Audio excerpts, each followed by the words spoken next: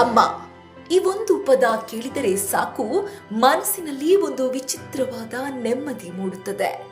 ಜಗತ್ತಿನಲ್ಲಿ ಎಷ್ಟೇ ಸಂಬಂಧಗಳಿದ್ದರೂ ಯಾವುದೇ ಪ್ರತಿಫಲವನ್ನು ನಿರೀಕ್ಷಿಸದೆ ನಮ್ಮನ್ನು ಪ್ರೀತಿಸುವ ಏಕೈಕ ಹೃದಯ ಅಂದ್ರೆ ಅದು ಅಮ್ಮನದ್ದು.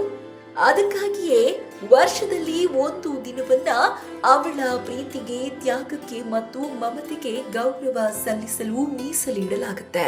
ಅದುವೇ ಮಾತೃ ದಿನಾಚರಣೆ. ಭಾರತ ಸೇರಿದಂತೆ ವಿಶ್ವಾದ್ಯಂತ ಪ್ರತಿ ವರ್ಷ ಮೇ ತಿಂಗಳ 2ನೇ ಭಾನುವಾರದಂದು ಮದರ್ಸ್ ಡೇ ಎಂದು ಆಚರಿಸಲಾಗುತ್ತದೆ. 2026ರಲ್ಲಿ ಈ ವಿಶೇಷ ದಿನ ಮೇ 10ರಂದು ಬಂದಿದೆ.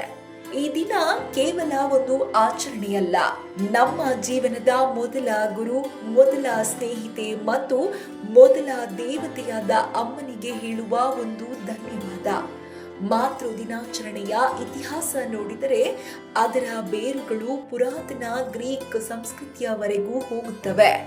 ಆಗ ತಾಯ್ತನದ ಪ್ರತೀಕಗಳಾದ ದೇವತೆಗಳನ್ನು ಆರಾಧಿಸಲಾಗುತ್ತಿತ್ತು.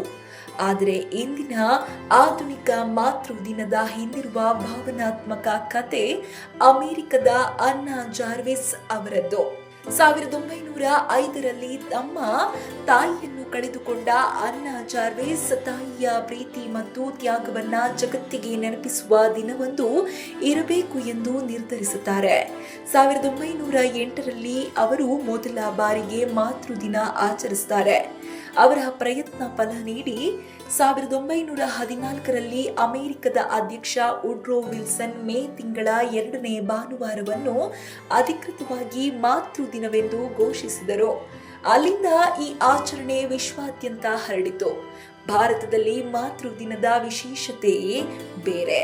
ಅಲ್ಲಿ ಅಮ್ಮನಿಗೆ ದುಬಾರಿ ಉಡುಗೊರೆ ಕೊಡುವುದಕ್ಕಿಂತ ಅವಳ ಜೊತೆ ಸ್ವಲ್ಪ ಸಮಯ ಕಳೆಯುವುದು ಹೆಚ್ಚು ಸಂತೋಷ ನೀಡುತ್ತದೆ.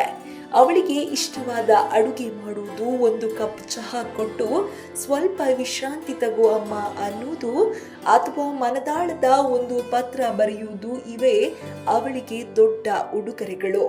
ಯಾಕೆಂದ್ರೆ ಅಮ್ಮನಿಗೆ ನಮ್ಮ ಹಣ ಮುಖ್ಯವಲ್ಲ, ಅಮ್ಮ ಬರೀ ನಮ್ಮ ಪ್ರೀತಿಯನ್ನಷ್ಟೇ ಬಯಸ್ತಾರೆ. ನೀವು ಅಮ್ಮನಿಗೆ ಉಡುಗೊರೆ ಕೊಡಬೇಕೆಂದರೆ ಅದು ದುಬಾರಿಯಾಗಿರಬೇಕೆಂದಿಲ್ಲ.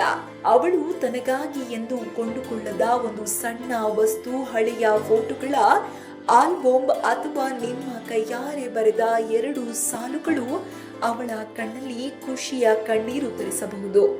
ಆದರೆ ಎಲ್ಲಕ್ಕಿಂತ ದೊಡ್ಡ ಉಡುಗೊರೆ ಅಂದ್ರೆ ನಿಮ್ಮ ಸಹಾಯ.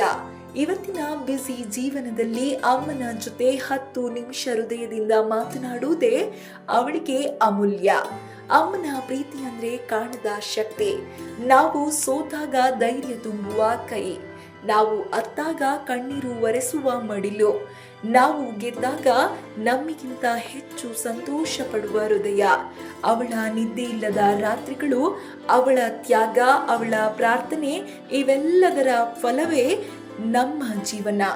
ನಾವು ಎಷ್ಟೇ ದೊಡ್ಡವರಾದರೂ, ಎಷ್ಟೇ ಸಾಧನೆ ಮಾಡಿದರೂ ಅಮ್ಮನ ಕಣ್ಣಲ್ಲಿ ನಾವು ಸದಾ ಅವಳ ಪುಟ್ಟ ಮಗುವೆ. ಈ ಮಾತೃ ದಿನದಂದು ಒಂದು ಬಾರಿ ನಿಮ್ಮ ಅಮ್ಮನನ್ನು ಅಪ್ಪಿಕೊಂಡು ನಿನ್ನ ಪ್ರೀತಿಗೆ ಧನ್ಯವಾದ ಅಮ್ಮ ಎಂದು ಹೇಳಿಬಿಡಿ.